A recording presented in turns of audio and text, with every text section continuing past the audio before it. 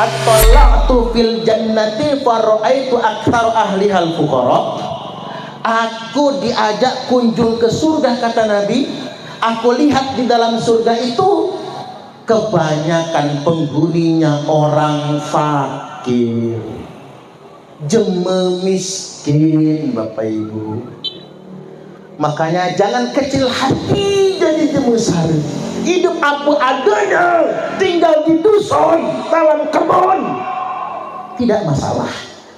Karena orang miskin duluan masuk surga. Amu sembayang, hanya menjadi sembayang dulu ke neraka dia, Pak. Nggak ada hisab lagi, langsung pleng ke neraka. At-tala'tu fin nari fara'aitu aktsar ahlihan nisa. Aku kina di neraka uji Nabi. Oi rupanya rata-rata penghuni neraka itu hebai betina. Masya Allah. Cuman aku ni ngeker-ngeker ibu-ibu di Gunung Tiga Ulu Belu ni, caknya ibu-ibu ni bakal masuk surga galu, Pak. Caknya itu sepertinya. Kalau pastinya ya Allah yang Maha tahu. Kami adalah laskar sabilillah, pecinta wali songo dan para anbiya, pewaris peradaban Islam di Nusantara hingga berkibar bangsa Indonesia. Baik hadirin wal hadirat rahimakumullah. Kita masuk ke ngaji Isra wal Mi'raj. Rasulullah sallallahu alaihi wasallam telah bersabda, utitu bil buraq. Malam itu didatangkan kepadaku buraq. Faraqibtuhu hatta ataitu baital maqdis. Aku menaiki buraq ini, kata Nabi, hingga tiba di Baitul Maqdis, yakni Palestina, Masjid Al-Aqsa. Thumma dakhaltul masjida fasallaitu fihi rak'atain. Lalu aku masuk masjid, kata Nabi, salat 2 rakaat. Udin salat 2 rakaat. Thumma kharajtu, kemudian aku keluar masjid, kata Nabi. Faja'ani Jibril, mendatangi aku malaikat Jibril, bi'ina'in min khamrin, dengan secawan khamar, wa ina'im min laban, dan secawan susu. Jadi dengan semangkok khamar dan semangkok susu ditawarkan kepada Nabi, minum Muhammad, kamu harus pilih, kata Jibril, harus pilih salah satunya. Khamar itu, Bapak Ibu, waktu itu belum haram. Nabi itu Isra wal Mi'raj setahun sebelum hijrah, sedangkan khamar baru diharamkan tahun 3 Hijriah. Berarti itu 4 tahun sebelum khamar diharamkan. Nabi boleh saja minum khamar, belum haram. Ditawarkan oleh malaikat Jibril, pilih Muhammad, khamar warnanya putih, susu pun warnanya putih. Penampilan bisa menipu, sama putihnya tapi beda isinya. Nabi kemudian dengan feel keimanannya, dengan rasa keimanannya, fakhtartul laban, aku pilih semangkok susu. Wa qala Jibril, Jibril berkata, ikhtartal fitrah, pasnian Muhammad, laqad asabtal haqq, pilihan kamu adalah pilihan yang benar. Loh Jibril, seandainya tadi yang aku pilih khamar, yang pertama kali disodorkan, seandainya itu yang aku pilih, apa jadinya?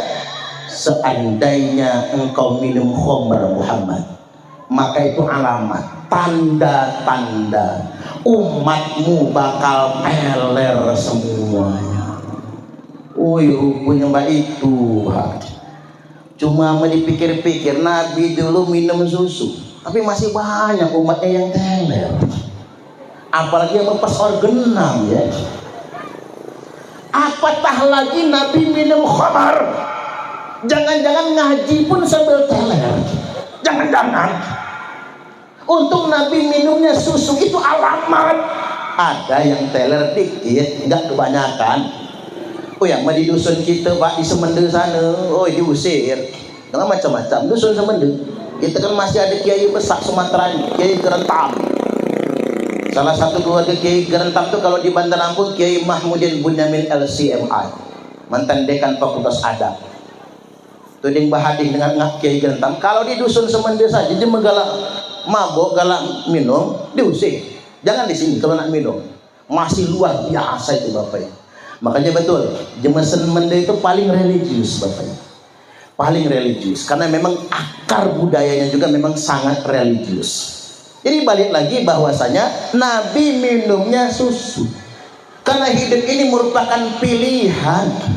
Kita harus memilih antara yang hak dengan yang batil. Cuman kalau dipikir-pikir Bapak Ibu, itu milihnya enak, alamatnya jelas, adresnya pasti. Minum yang tangan kanan susu, yang tangan kiri khamr, jelas alamatnya. Persis kayak nyanyian zaman dulu itu, madu, mana ibu-ibu? Madu di tangan kananmu, racun. Oh, nyaut pula. Madu di tangan kananmu, racun di tangan kirimu. Lemah milihnya.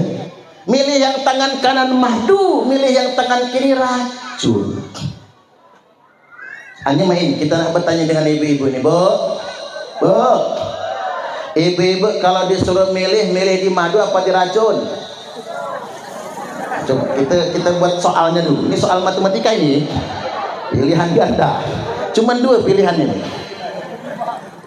Kalau pilih yang tangan kanan susu, pilih tangan kiri khamr. Milih susu atau khamr? Susu dong. Milih yang tangan kanan madu, yang tangan kiri racun. Ibu-ibu milih di madu apa di racun? Ngapa pula? Ulang sekali lagi.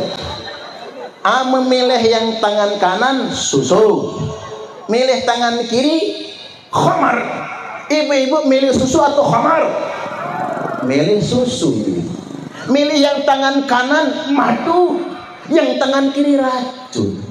Ibu-ibu milih di madu apa di racun? Nah, anak di racun itu apa? Oh, itu pertanyaannya salah Bapak Ibu. Artinya kita ini dihadapkan dengan dilema hari ini. Bukan pilihan yang pasti.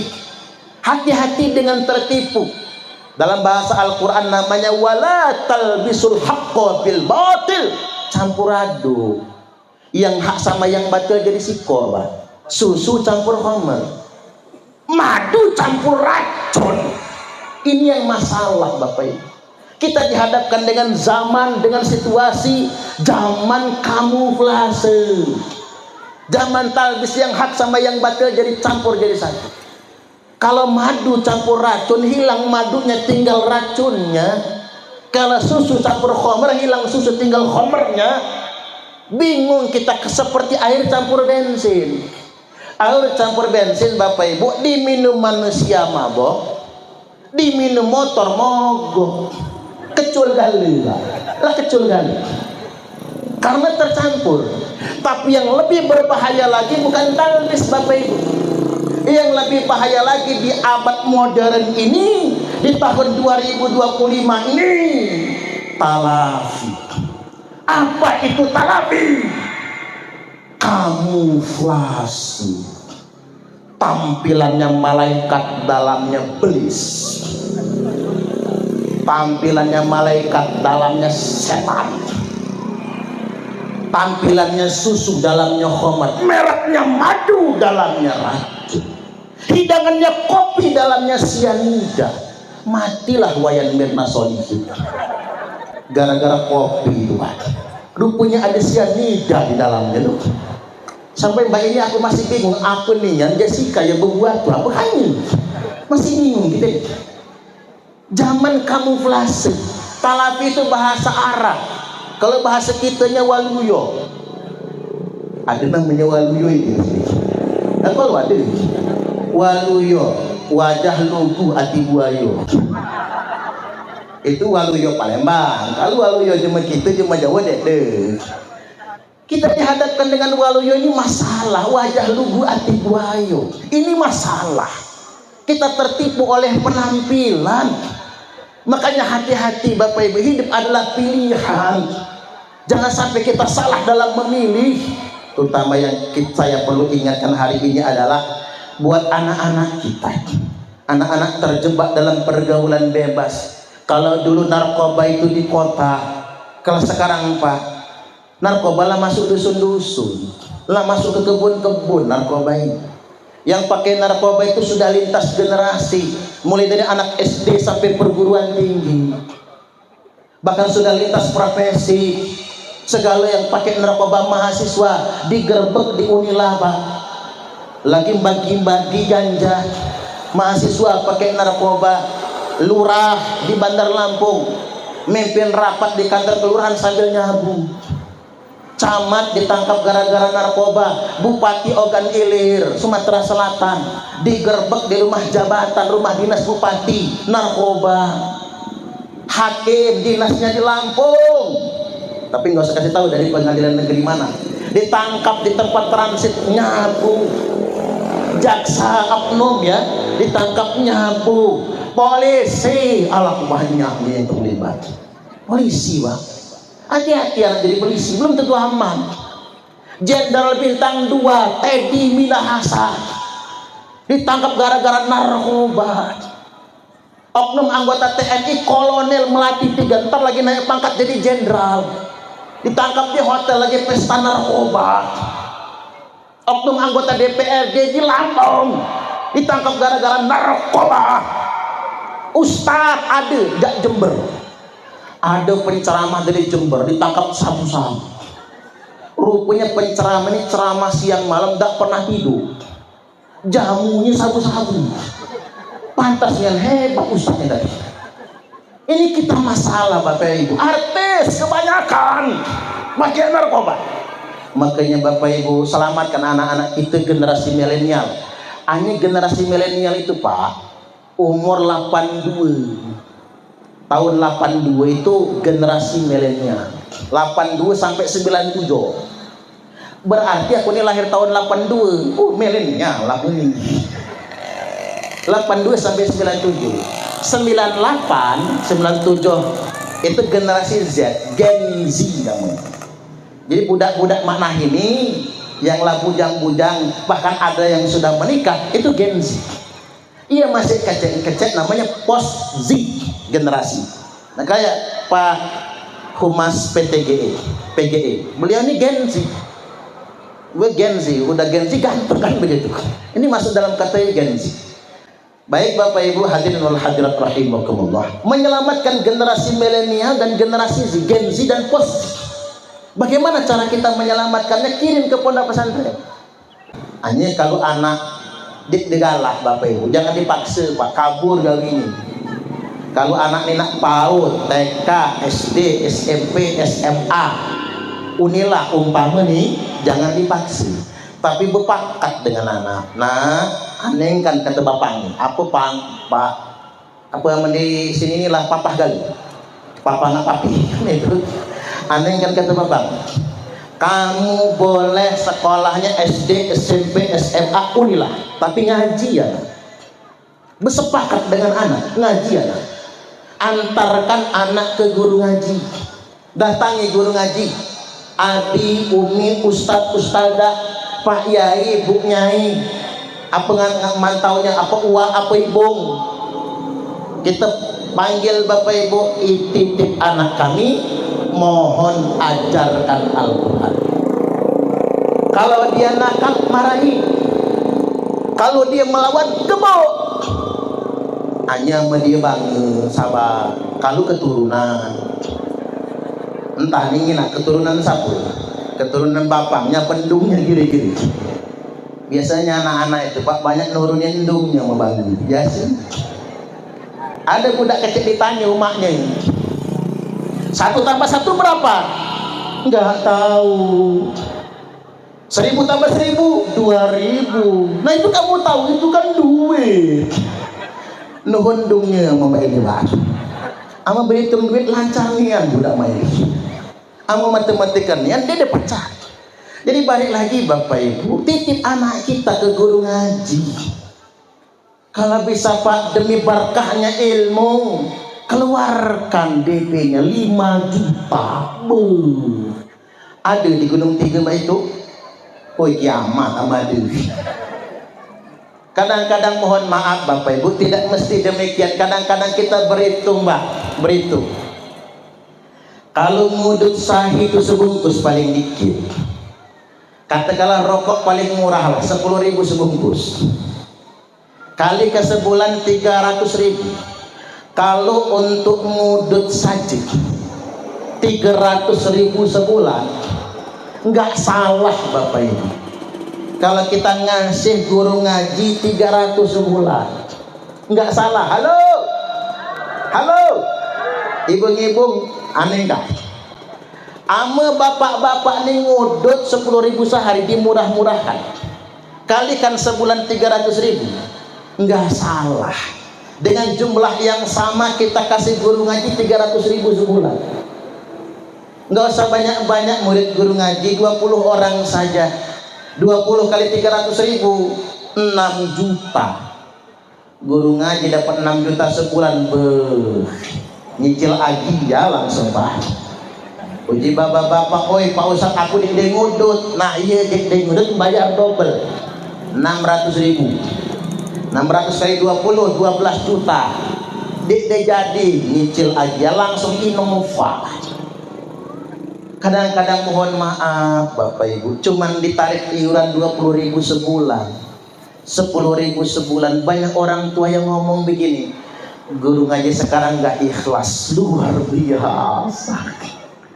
Hanya gara-gara uang 10.000, 20.000, mulutnya ngomong Bapak Ibu, guru ngaji sekarang nggak ikhlas, luar biasa. Oi Pak, Bu, guru ngaji itu guru paling ikhlas sedunia internasional. Saya belum pernah nonton berita ada guru ngaji demo minta diangkat PNS. Nggak ada ceritanya itu. Guru ngaji itu pengen minta ke orang tua wali santri, tapi bertahan demi harga diri. Mengapa harga diri penting bagi guru ngaji? Karena dia mengajarkan Al-Quran. Dia tahu itu Al-Quran. Makanya dia pantang minta. Kita yang harus ngerti Bapak Ibu. Token rumah guru ngaji lagu bunyi nih. Ngapa pula lah PLN tuh Pak? Lebih dari teroris Bapak Ibu bunyi token itu. Duit dek dia. Belum lagi beras habis, bini monyong.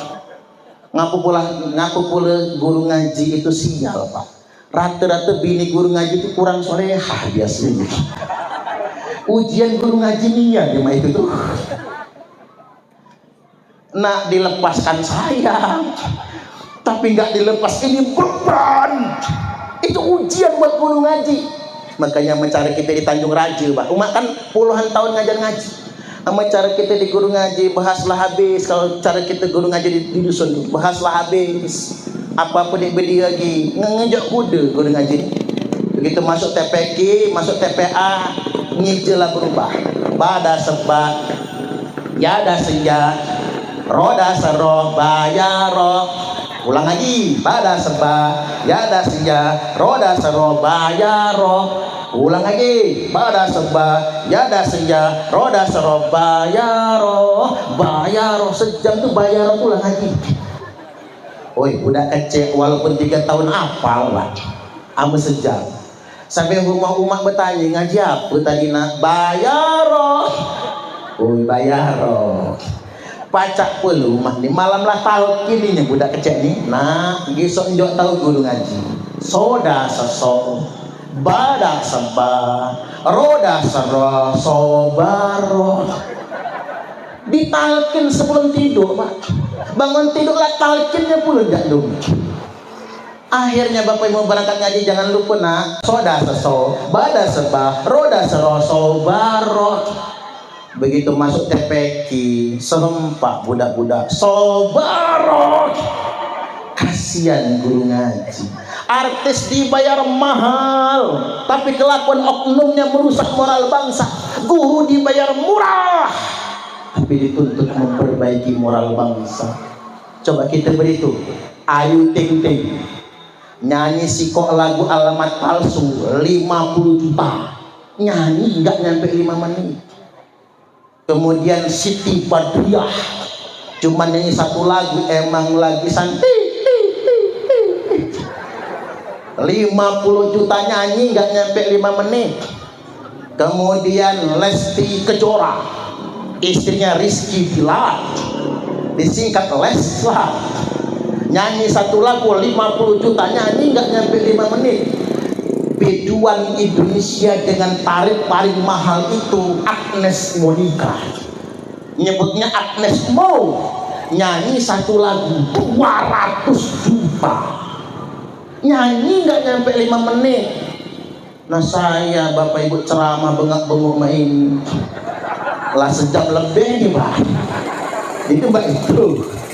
Tapi yang ikhlas, malu dengan guru ngaji. Halo?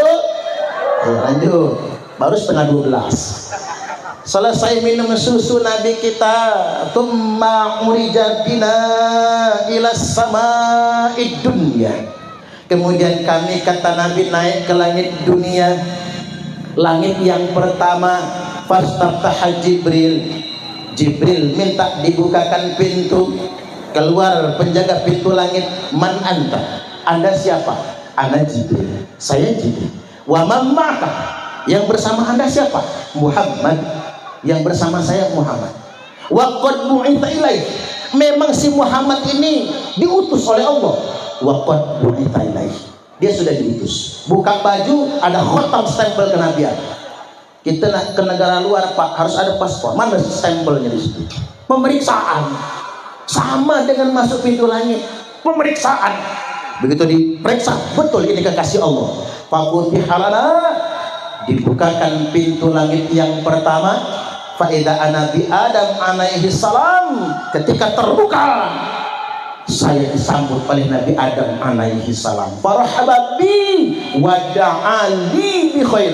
Adam menyambut aku dan mendoakan aku dengan kebaikan-kebaikan.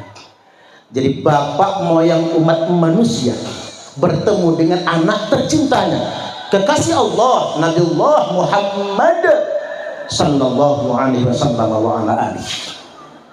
Cuman ada yang heran, kata Nabi, ketika ngobrol-ngobrol sama Adam, di sebelah kanan banyak bayangan hitam, banyak bayangan putih. Di sebelah kirinya banyak bayangan hitam. Man haula ya Jibril? Mereka itu siapa Jibril? Kata Jibril, yang sebelah kanan Muhammad itu adalah arwah, ruh-ruh anak cucu Adam. Makanya kalau kita nih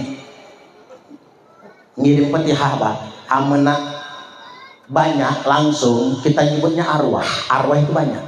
Kalau ruh itu kan siko-siko. Cuma aku bingung pula menjemur semende. 2 laki istri, 2 laki istri. Wah, kalau jemugan 2 sekelamin. Kalau jemur semende 2 laki istri, jemugan 2 sekelamin. Bingung jemur lain Pak menerjemahkannya itu apa. Ya pacak jemur semende nggak ugan tuh lah. 2 laki istri 2 sekelamin itu. Jadi balik lagi Bapak Ibu, arwah sebelah kanan itu adalah ruh-ruh anak cucu Adam yang bakal masuk surga. Semoga kita termasuk di antaranya. Amin, amin ya rabbal alamin. Makanya ada keterangan begini, at-tala'tu fil jannati fara'aitu aktsar ahlihal fuqara. Aku diajak kunjung ke surga, kata Nabi. Aku lihat di dalam surga itu kebanyakan penghuninya orang fakir, jeme miskin, Bapak Ibu.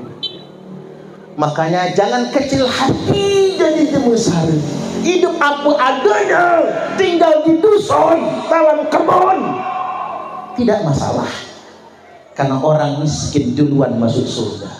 Amu sembayang, hanya menjadi sembayang dulu ke neraka dia Pak. Nggak ada hisab lagi, langsung pleng ke neraka dulu. Jadi penghuni surga itu rata-rata fuqara, orang-orang fakir dalam surga itu. Walaupun demikian Bapak Ibu, kalau dipikir-pikir kita sebagai umat Nabi nggak sanggup jadi orang miskin.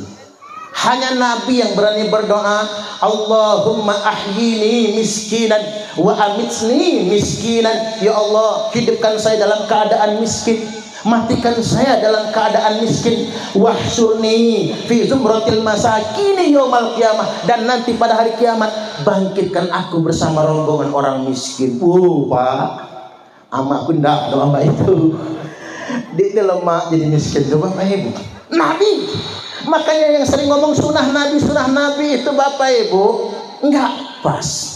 Karena nggak ada yang bisa nyontek Nabi 100%, nggak ada. Nabi doa minta miskin. Hanya saja Bapak Ibu, urusan rezeki dunia ini nasib. Urusan rezeki di dunia ini bahagia. Ada orang itu Pak, hidupnya sangat enak Bapak Ibu. Gawinya cuma ngopi, ngudut, tidur, tapi duitnya banyak. Bahagia, nasib Bapak Ibu. Bahkan ada orang terkaya di Eropa itu, di dunia ini, sehari penghasilannya 17 triliun. Sehari 17 triliun. Alah, banyak duit Bapak Ibu. Artinya memang itu bagian manusia masing-masing. Hanya saja kita ini begini, yang penting jangan bermental miskin. Ekonomi boleh pas-pasan. Rumah-rumah di dusun Pak masih dari kayu, rumah semen itu lah, rumah semen kan. Masalahnya kaya itu soal rasa. Betapa banyak orang yang kaya harta tapi miskin rasa. Tidak sedikit orang yang katanya kaya harta, tidak sedikit orang yang katanya miskin harta, tapi kaya rasa. Orang bijak berkata, bukan kaya yang menjadikan Anda bahagia, tapi rasa bahagia yang menjadikan Anda kaya. Bukan kaya yang membuat Anda bersyukur, tapi rasa bersyukurlah yang menjadikan Anda kaya. Halo, yang milenial, tulis di status Facebook masing-masing, status WA. Betapa banyak Bapak Ibu orang tidak mengerti akan konsep kaya. Akhirnya hidupnya bukan kaya, bukan bahagia, hidupnya hanya menderita. Kaya itu bukan soal harta, kaya itu soal rasa. Apa yang kita rasakan di dalam batin kita, apa yang kita rasakan di hati kita. Jadi jangan pernah bermental miskin. Ciri orang yang bermental miskin, satu, terobsesi dengan milik orang. Ini contoh orang bermental miskin. Apa maksudnya? Tetangga beli mobil menggigil, tetangga beli motor gemeter, tetangga beli kulkas panas, tetangga beli ceret mencret. Terobsesi dengan milik orang. Pak, tetangga ganti TV, papa kapan? Panas wangi. Pak, tetangga ganti motor, papa kapan? Pak, tetangga ganti istri, papa kapan? Ya udah, kalau mau terobsesi dengan milik orang Bapak Ibu. Itu yang pertama. Yang kedua, banyak orang bermental miskin itu sudah ada tapi masih mengharap bantuan. Rumah sudah gedong tapi masih nerima PKH. Ada nggak zaman sekarang? Banyak. Itu mental miskin. Ini penting kita garis bawahi. Kadang lagunya kayak sosialita, muka glowing skincare, make kerudung, baju, andok lah matching selaras warnanya, lipstik merah nyangkut di gigi, sama kondangan makai tas tangannya Mbak ini, 5 jari pasangnya cincin gali goyang-goyang Mbak ini. Lagunya kayak sosialita, tapi nggak dapat BLT, nggak dapat bansos, ngambek. Ini di sana, kalau di Ulu belum pusatnya. Ini fenomena di Indonesia Bapak Ibu, fenomena. Makanya Bapak Ibu, saya sebagai mubaligh juga mengingatkan pemerintah, Saya nggak setuju dengan program makan siang gratis atau makan bergizi gratis. Karena biayanya mahal, Pak. Itu nanti sampai 300 triliun. Orang barat punya istilah no free lunch. Tidak ada makan siang gratis. Keju gratis hanya ada di perangkap tikus. Ikan asin gratis, Pak. Cuman ada di perangkap tikus. Artinya kalau rakyat ini dijejalkan gratis, apalagi makanan, itu nggak mendidik. Akhirnya uang 300 triliun cuma jadi bancakan, cuma jadi bahan korupsi. Saya usul kepada pemerintah, satu, program makan siang gratis dikonversikan, ganti saja dengan sekolah bebas biaya. SD, SMP, SMA sampai kuliah bebas biaya. Sekolah tuh mahal nian mah ini, Pak. Tanyalah Pak Kakon. Apalagi Al-Azhar. Al-Azhar itu berdaftar ulang lah belasan juta. Belum lagi SPP, berapa sebulan, Pak? 850 SPP saja itu, Pak. Masih ngekos di luar, Bapak Ibu. Bandingkan dengan pondok kita, Pak. Pondok kita itu, Pak, pondok paling murah se-Indonesia ini 400.000 sebulan. Pondok pesantren Rahmatul Ummah itu 400.000 sebulan. 400.000 itu makan di situ, makan 3 kali sehari, pagi, siang, malam, sore, 3 kali sehari. Sekolah SMP disitulah biayanya, sekolah SMA disitulah biayanya, paling murah 400.000 tanpa biaya lain. Sekarang biaya sekolah umum tuh mahal, Bapak Ibu. SD mahal, SMP mahal, SMA mahal, belum lagi LKS, belum lagi buku, belum lagi seragam, belum lagi daftar ulang, belum lagi uang bangunan. Ganti ke program sekolah gratis saja. Cocok atau cocok? Kalaupun nggak mau dikonversi ke sekolah bebas biaya, seandainya satu kali makan tuh 15.000, umpamanya kalau di pondok, kalikan sebulan 450, Bapak Ibu. Atau dikit-dikit kasih 300.000 sebulan. Umpamanya untuk makan siang gratis satu siswa. Saya usul kepada pemerintah, duit 300.000 itu per siswa, alangkah baiknya kirim saja ke ibunya di rumah. Oh ya, ada anak 4 sekolah, 4 kali 300 1.200.000 cair itu, Pak. Yakin aku kalau duit makan siang gratis itu dikirim ke ibu-ibu yang punya anak sekolah, 2029 Pak Prabowo menang 90% itu. Sama aja kan, habis duitnya segitulah. Balik lagi. Jadi jangan bermental miskin, tangan di atas lebih baik daripada tangan di bawah. Selanjutnya di sebelah kiri Jibril, yang sebelah kiri itu kata Jibril, arwah anak cucu Adam yang bakal masuk neraka. At-talaqtu fin nari faraitu aktsara ahlihan nisa.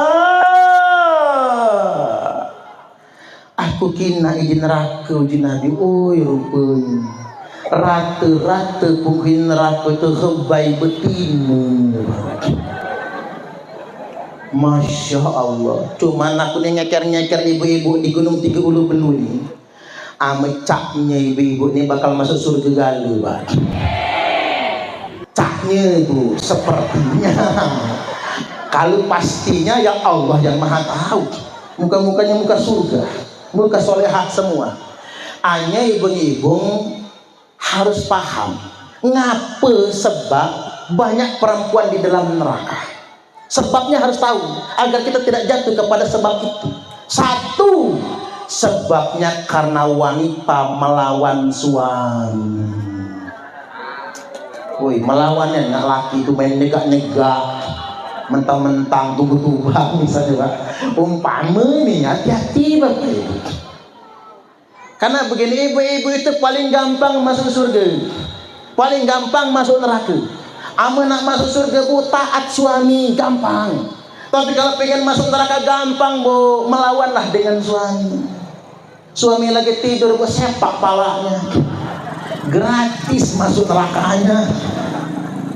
Lemah, Pak. Ini rumus simpel. Nasihat orang tua kan begitu. Yang kedua, mengapa banyak perempuan masuk neraka? Ada perempuan kurang syukur dengan suami. Ada uang abang disayang, nggak ada uang abang ditendang. Kalau dompet laki lagi gemuk, mau dia dipeluk-peluk. Tapi kalau dompet laki lagi nipis, laki megang bilangnya najis. Jijai bajai najom talala. Sampai segitunya Bapak Ibu. Hanya ini Pak, jangan cuman memaksa perempuan untuk qanaah. Suami juga harus dermawan dengan istri. Karena ada suami-suami yang pelit itu ada. Udah ngasihnya cuman dikit, udah pelit, ngasihnya cuman dikit, itu pun diungkit-ungkit. Allah Akbar. Ada nggak Bu? Yang mana orangnya? Kalau di sini, ala kemehit manusia, kemehit kedekut piset pun. Lengkap sudah penderita emak-emak nih. Paling sengsara kalau suami pelit itu Bu, paling sengsara. Makanya bapak-bapak sekali-kali lah Pak, dermawan dengan istri. Mama, sini kudai mama. Kele papa. Mama nidangnya sah di sini. Selesai duduk mama. Rogoh kantong kanan Pak, ambil duit 15 juta. Agak empaskan di meja. Uang apa ini papa? Ini duit belanja mama, buat beli beras, bayar listrik, ongkos anak sekolah, untuk cicilan kulkas, cicilan seragam pengajian, cicilan tupperware. Cukup mama? Oi cukup papa. Besise, ame besise simpan dengan mama itulah. Alhamdulillah. Uang yang sudah dikasih istri Pak, jangan pernah ditanya lagi. Kalau ditanya jawabnya nggak ada lagi soalnya. Istri ngekep duit 15 juta Bapak Ibu nak nyimpan di kamar. Apa kata suami? Kelekudai mama. Rogoh lagi kantong kiri Pak, ambil lagi 15 juta. Empas kali. Apa lagi ini papa? Ini bonus untuk mama. Capek mama masak. Agak drama itu Pak. Capek mama ngurus papa. Capek ngurus budak-budak nih mama. Ini 15 juta. 15 juta duit belanja Bu, ditambah 15 juta bonusnya 30 juta. Mau nggak Bu? Mimpi. Oi maaf bang, taruh nih Pak, mimpi mak-mak nih. Awam ada Bu, ngatek jangan maksi. Yang namanya wanita Indonesia adalah wanita paling qanaah sedunia internasional. Kamu kata Wang Ujang Sulaiman, wanita yang paling qanaah itu wanita Indonesia. Wanita Indonesia yang paling qanaah semendenga ugan pula. Denjok laki duit belanja 30 juta, au katanya. Denjok 10 juta, au. Denjok 5 juta, au. Denjok 50.000, au. Saking aunya. Paling qanaah. Selanjutnya Bapak Ibu yang ketiga, wanita yang bakal masuk neraka itu siapa?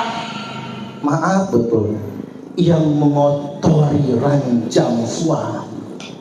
Suami peras keringat banting tulang, kepala jadi kaki, kaki jadi kepala. Berjuang bertaruh nyawa demi menafkahi keluarga. Istri malah mengotori ranjang suami. Itulah orang yang bakal terlaknat. Hati-hati Bu, jaga. Dan bapak-bapak juga biasakanlah memuji istri seperti Nabi memuji istri. Ya Humairah, wahai yang kemerah-merahan. Agar mengapa? Itulah sunnah Nabi dalam menjaga kehormatan istri. Istri yang tidak pernah dipuji suami bahaya ketika dipuji suami tetangga. Dan saya perlu pesan sama bapak-bapak. Ini pesan resep panjang umur Pak. Resep panjang umur itu Pak, laki-laki yang rajin mencium istrinya relatif lebih panjang umur jika dibandingkan dengan laki-laki yang mencium istri tetangganya. Dia percaya buktikan kapak jemu. Kapak jemu. Kapak jemu. Selesai Pak, harga tinggi soalnya itu. Yang kedua Pak, resep dulu buat bapak-bapak itu. Resep mangke bini tidak nolak ketika dipoligami. Halo, pengen tahu? Maaf ya Bu, ibu-ibu maaf tahu. Bagaimana agar ibu-ibu ini tidak marah ketika dipoligami, malah los terserah. Resepnya ini gampang Pak. Tempat tidur jangan beli yang dari kapuk. Kasur jangan dari kapuk, jangan dari busa spring bed. Tapi kasur tuh buat duit, tumpukan duitnya 100.000 itu Pak. Kalau tumpukan duit itu lambah itu gali Bapak Ibu. Insya Allah beda kemarah ya Pak. Apa kendak kau terserah sana. Ini Bapak Ibu hiduplah sareh di poligami sengsara Bapak Ibu. Sakit hati, sakit perasaan. Baik, yang selanjutnya dikit lagi. Naik Nabi ke langit kedua, kita persingkat ini karena sudah mau zuhur. Naik kedua, ketiga, keempat, kelima, keenam, ketujuh. Dan di langit kedua ketemu dengan Nabi Isa, Nabi Yahya. Dan langit ketiga ketemu dengan Nabi Yusuf alaihi salam. Langit keempat ketemu dengan Nabi Idris alaihi salam. Langit yang kelima ketemu dengan Nabi Harun alaihi salam. Langit yang keenam ketemu dengan Nabi Musa alaihi salam. Langit yang ketujuh ketemu dengan Nabi Ibrahim alaihi salam. Musnidan huwa musnidan dhahrahu ilal baitil ma'mur. Ketika itu Nabi Ibrahim sedang nyandah nih, bertelakan di Baitul Ma'mur. Apa itu Baitul Ma'mur? Baitul Ma'mur itu Bapak Ibu Ka'bahnya malaikat. Kalau Ka'bah manusia Baitullah di Mekah, tapi kalau Ka'bah malaikat Baitul Ma'mur. Dari Baitul Ma'mur Nabi kita tsumma dhahaba bi ila sidratil muntaha. Lalu saya dibawa ke Sidratul Muntaha, kata Nabi. Sidratul Muntaha itu apa? Kampung malaikat. Jadi apa malaikat balik dusun? Sidratul Muntaha. Itulah kampung malaikat. Wa fiha malaikatun la ya'lamu adadahum illallah azza wa jalla. Di dalam Sidratul Muntaha itu banyak sekali malaikat, tidak ada yang bisa mensensusnya, tidak ada yang bisa menghitungnya kecuali cuman Allah azza wa jalla. Dari Sidratul Muntaha kata Jibril, Muhammad, sampai sinilah itu Muhammad. Loh Jibril, aku kemana? Kamu naik dewe. Aku di sinilah kata Jibril. Woi Jibril, Nabi, dia berani nyakusuang kan cuy.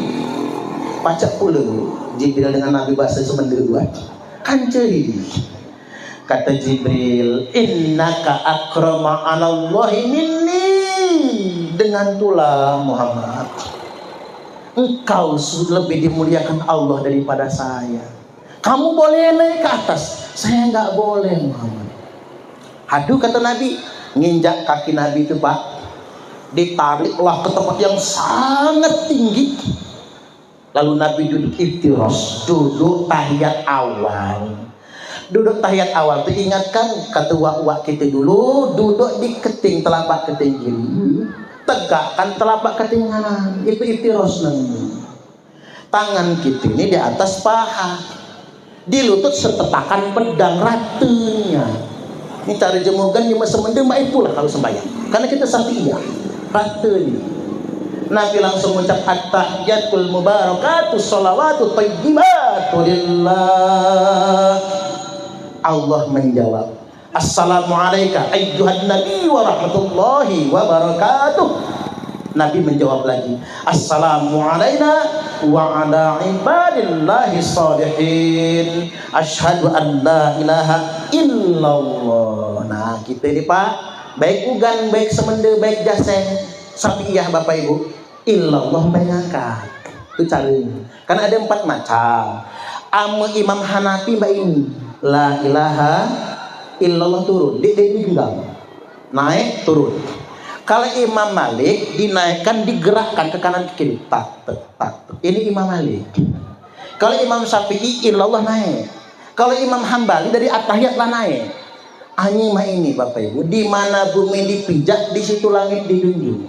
Lain ladang, lain belalang, lain lubuk, lain ikannya. Ama di ulu belu itu jangan yang mbak ini Pak. Jarang kita nginak yang mbak ini. Ya biasa saja, cara-cara jemaah NU, cara-cara jemaah Semendenilah. Barulah kemudian Nabi fa'auhallahu ta'ala alayya khamsina shalah. Allah wahyukan kepada saya 50 sholat. Singkat cerita, ditawar-tawar, jadilah tinggal 5 waktu. Allah kemudian berfirman, ya Muhammad, wahai Muhammad, innahunna khamsa shalawatin. Sesungguhnya dari 50 tadi, sebenarnya Muhammad 5 waktu sholat. Likulli sholatin asrun, satu sholat nilainya 10. Fadzalika khamsuna sholat, maka jumlahnya sama dengan 50 sholat. Nah, barang siapa yang menjaga 5 waktu sholatnya, wa man hafadha alaihinna liwaktihinna, barang siapa yang menjaga 5 waktu sholatnya pada waktu-waktunya, aku masukkan dia ke dalam surga, kata Allah. Wa man lam yuhafiz, tapi barang siapa yang tidak menjaga 5 waktu sholat zuhur mepet asar, asarnya numbur maghrib, maghribnya mentok isya, isyanya ketiduran, subuhnya kesiangan. Ketiban sholat subuh niatnya mah ini, usalli fardhu subhi rakaatain mustaqbilal qiblati qodoan lillahi ta'ala. Ngapu qodoan mang jam 8 sebelum subuh. Bini nyusul apa kata istrinya? Usalli fardhu subhi rakaatain mustaqbilal qiblati, kesiangan lillahi ta'ala. Ngapa kesiangan, Bang? Jam 10 sebelum subuh. Anak niru apa kata anak? Usalli fardhu subhi wal zuhri wal asri wal maghribi wal isya'i, royoan oplosan lillahi ta'ala. Milenial tuh calak-calak Bapak Ibu. Jemaah kota lebih hebring, subuh maraton, zuhur ke salon, asar main badminton, maghrib mainin handphone, isya nonton sinetron, mati kena Smackdown malaikat Israel. Nah terakhir kan kita ini cuma semende rata-rata Bapak Ibu. Ini maaf ya, terakhir ini agak kasar ya Pak. Karena kita cuma semende di ngapulah ya. Pesan unggang kan, umak itu Mbak Umak kalau jemugan manggilnya unggang. Kalau kita kan nineng kali kan. Jadi unggang itu kan wan satib suib. Unggang wan satib suib ini silsilah keilmuannya juga sanatnya ke Kiai Fadil Amin ini gurunya. Unggang pun tuh ke Kiai Fadil Amin itu. Jadi uji unggang ame laki tidoh gok bini dia sembahyang sama saja tidoh dengan anjing. Uji unggang. Sebaliknya ame bini sembahyang lakinya dia tidoh ngak babi juga. Bertanyalah penunggang, ame laki bini dia sembahyang mana enggak? Anjing gok babi gitu. Kumpul jadi sikot. Ini ceramah hanya boleh diceramahkan ngak jemugan, ngak nyem semendira. Ame diceramahkan ngak jemu jauh kasar nih. Kalau dipikir-pikir Bapak Ibu, kalau kita baca dalam kitab Safinah, Pak, dalam kitab Safinah, tariku sholat, orang yang meninggalkan sholat masuk dalam kategori seperti hewan yang tidak perlu dihormati, hewan yang tidak perlu dimuliakan. Coba baca dalam kitab Safinah itu. Orang yang meninggalkan sholat sama dengan pezina muhson, termasuk dalam kategori serupa dengan hewan yang tidak perlu dimuliakan. Makanya Bapak Ibu gak usah muluk-muluk jadi orang Islam. Gak sanggup kita mengamalkan seluruh Al-Quran karena kita manusia biasa. Minimal jaga sholat agar kehidupan kita mulia di dunia, mulia sampai di akhirat nantinya. Insya Allah. Amin amin ya rabbal alamin. Demikian dari saya, kurang lebihnya mohon maaf dan kepada Allah Ta'ala mohon ampun.